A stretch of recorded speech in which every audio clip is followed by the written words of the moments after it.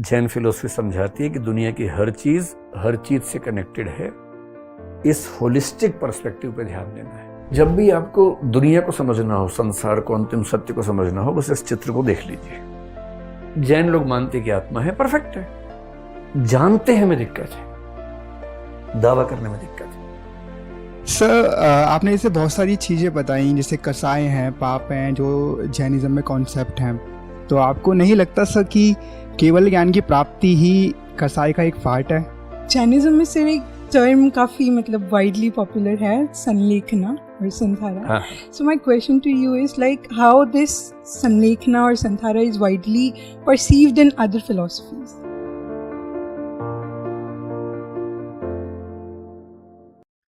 आप सबका बहुत बहुत स्वागत है।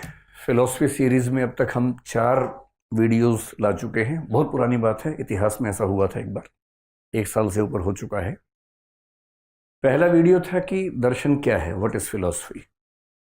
दूसरा वीडियो था व्हाट इज अल्टीमेट रियलिटी, अंतिम सत्य क्या है। वैसे किसी को पता नहीं है, हमने यही बताया था कि किसी को नहीं पता है, लेकिन सबने क्या क्या बताया वो समझा था। तीसरा वीडियो बनाया था भारतीय दर्शन, वेदों से ओशो तक, उसकी पूरी हिस्ट्री, कैसे कैसे क्या क्या कब कब हुआ। उसके बाद डिसाइड हुआ था कि अब हम एक एक फिलोसफी पर बात करेंगे। तो चौथा वीडियो चारवाक दर्शन के बारे में आया। चारवाक पे क्यों आया? एक तो उसके लोग की जिज्ञासा ज्यादा थी लोगों में। दूसरा, इंडियन फिलोसफी जब भी हम पढ़ते हैं जनरली शुरुआत वहीं से करते हैं, पढ़ने की, पढ़ाने की। मैंने उस समय आपको बताया था, अगर आप लोग उस क्लास में थे या आपने देखा हो, कि भारत में कुल 9 दर्शन हुए, जिनमें से 3 को मानते हैं नास्तिक दर्शन। नास्तिक का मतलब जो वेदों को नहीं मानते। नास्तिक का फिल्मी मतलब नहीं कि भगवान को नहीं मानते। यह नास्तिक का मतलब होता है दर्शन में जो वेदों को ऑथेंटिक सोर्स नहीं मानते। और 6 दर्शन जिनको मिला के हिंदू दर्शन कहते हैं, सनातनी दर्शन कहते हैं, षड दर्शन कहते हैं, वो हैं जो वेदों को प्रामाणिक मानते हैं, वेदों को ऑथेंटिक मानते हैं। तो हमने शुरुआत की थी चारवाक से, जो कि एक नास्तिक दर्शन था। चारवाक के बाद जैनिज्म और बुद्धिज्म 2 और दर्शन हैं जो कि नास्तिक दर्शन है, क्योंकि वेदों में उनका विश्वास नहीं है। तो 6-7 महीने पहले हमने तय किया था कि जैनिज्म पर एक वीडियो बनाए। तो क्वेश्चंस हमने मंगवाए थे यूट्यूब के माध्यम से ऑडियंस से। 8000 क्वेश्चंस मेरे पास आए। फिर हमने उसको क्लासीफाई किया। तो मैं आज ध्यान रखूंगा कि लगभग वो सारे प्रश्न भी आज के वीडियो में सॉल्व हो जाएं। मैं शुरू करने से पहले आपको एक बात स्पष्ट करना चाह रहा हूं कि इस सीरीज का पर्पस क्या है। पर्पस बहुत सारे होते हैं हर चीज के पीछे, जैनिज्म भी यही समझाएगा हमें आज। लेकिन जो कोर पर्पस मेरे मन में है इस सीरीज के पीछे, वो ये है कि मैं फिलॉसफी का फॉर्मल स्टूडेंट कभी नहीं रहा। मैंने स्कूल में, कॉलेज में, यूनिवर्सिटी में आज तक फिलॉसफी का एक भी पेपर नहीं दिया हुआ है। मैंने पूरी फिलॉसफी शौक से पढ़ी है और यूपीएससी के लिए पढ़ी है, यूपीएससी का एग्जाम देने के लिए पढ़ी। फिर मैंने यूपीएससी के लिए पढ़ा है कई साल तक फिलॉसफी, लेकिन मैंने फॉर्मल एजुकेशन फिलॉसफी में नहीं की। जब कई साल पढ़ा है तो मुझे ये महसूस होने लगा कि ये एक ऐसा विषय है, यही नहीं बाकी विषय भी ऐसे हैं, सोशियोलॉजी भी है, साइकोलॉजी भी है, ये विषय ऐसे हैं जिनकी नॉलेज हर व्यक्ति के पास होनी चाहिए। क्यों ऐसा हो कि ये सारी पढ़ाई लिखाई की चीज़ें विश्वविद्यालय में ही महदूद होकर रह जाएं, सीमित होकर रह जाएं, हर व्यक्ति तक क्यों ना पहुंचे।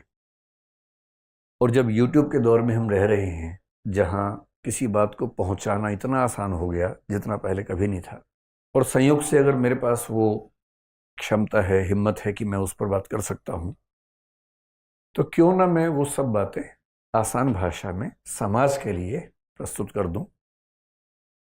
तो मेरा मूल उद्देश्य ये है कि जितनी चीज़ें फिलॉसफी की दुनिया में हैं वो हमारे देश के एक आम इंसान की रीच में हो, उसके पास एकदम आसान भाषा में हो, लेकिन ऑथेंटिक हो, हवाई बात ना हो। तो मैं जो ही बात करूंगा सोर्सेस के साथ करूंगा। उनके जो संस्कृत के, प्राकृत के वाक्य हैं, उन वाक्यों को कोट करते हुए करूंगा। थोड़ा सा उबाऊ हो सकता है, 2-3 घंटे लग सकते हैं। आप लोगों के लिए ये परीक्षा की घड़ी भी हो सकती है, बन जाए थोड़ी देर में। पर क्योंकि ऑथेंटिसिटी से समझौता नहीं करना है, तो थोड़ा सा आपको भी धैर्य रखना होगा।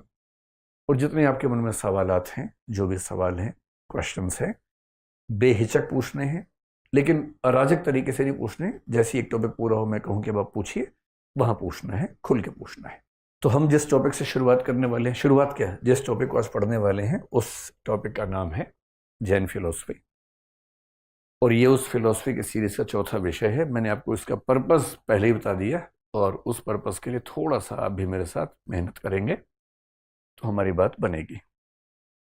देखिए, जैन फिलॉसफी को समझने के लिए एक एग्जाम्पल हम लोग हमेशा कोट करते हैं, और ये एग्जाम्पल आप इस चित्र से देख पाएंगे, समझ पाएंगे। ये एक कहानी है, बहुत प्रसिद्ध कहानी है, और वो कहानी जैन दर्शन में भी चलती है, बौद्ध दर्शन में भी चलती है, हिंदू दर्शन में भी चलती है। एक ही कहानी का इस्तेमाल कई दर्शनों ने अपने अपने तरीके से किया हुआ है। इस कहानी पर आने से पहले थोड़ा सा रेफरेंस हम ध्यान रखें कि जैन धर्म दुनिया के सबसे कम जनसंख्या वाले समुदायों वाला धर्म है। आपको आश्चर्य होगा कि हमारे देश की आबादी लगभग 140-50 करोड़ के बीच में है,